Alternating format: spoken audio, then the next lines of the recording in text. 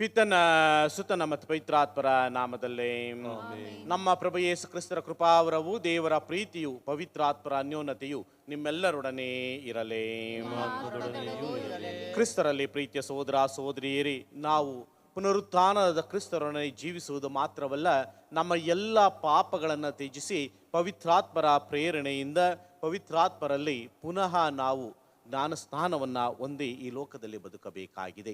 ಆಗ ಮಾತ್ರ ನಾವು ಪಾಪದಿಂದ ದೂರವಿದ್ದು ಪವಿತ್ರಾತ್ಮರ ಪ್ರೇರಣೆಯಿಂದ ಪುನರುತ್ಥಾನದ ಕ್ರಿಸ್ತರನ್ನು ಎಲ್ಲೆಡೆ ಸಾರುವುದಕ್ಕಾಗಿಯೂ ಮತ್ತು ನಿತ್ಯ ಜೀವದ ಹಾದಿಯನ್ನು ಹಿಡಿಯುವುದಕ್ಕಾಗಿಯೂ ನಾವು ಯೋಗ್ಯತೆಯನ್ನು ಪಡೆದುಕೊಳ್ಳುತ್ತೇವೆ. ನಾವೇನಾದರೂ ಪವಿತ್ರಾತ್ಮರ ಪ್ರೇರಣೆಯನ್ನು ಕಳೆದುಕೊಂಡಿದ್ದೇ ಆದಲ್ಲಿ ಈ ಲೋಕದ ಎಲ್ಲ ಆಲೋಚನೆಗೆ ಒಳಪಟ್ಟು ಪುನರುತ್ಥಾನದ ಕ್ರಿಸ್ತರನ್ನು ಸಾರುವುದರಲ್ಲಿ ವಿಫಲರಾಗಿ ಈ ಲೋಕದಲ್ಲಿಯೇ ಜೀವಿಸಿ ನಿತ್ಯ ಜೀವನದ ಹಾದಿಯನ್ನು ಕಳೆದುಕೊಳ್ಳುತ್ತೇವೆ. ನಾವು ಮಾಡಿರುವ ತಪ್ಪುಗಳಿಗೆ ಕ್ಷಮೆಯನ್ನು ಯಾಚಿಸೋಣ ಮತ್ತು ಈ ದಿವ್ಯ ಬಲಿಪೂಜೆಯನ್ನು ಯೋಗ್ಯರಾಗಿ ಭಾಗವಹಿಸಲು ನಮ್ಮನ್ನು ನಾವು ಸಿದ್ಧ ಮಾಡಿಕೊಳ್ಳೋಣ.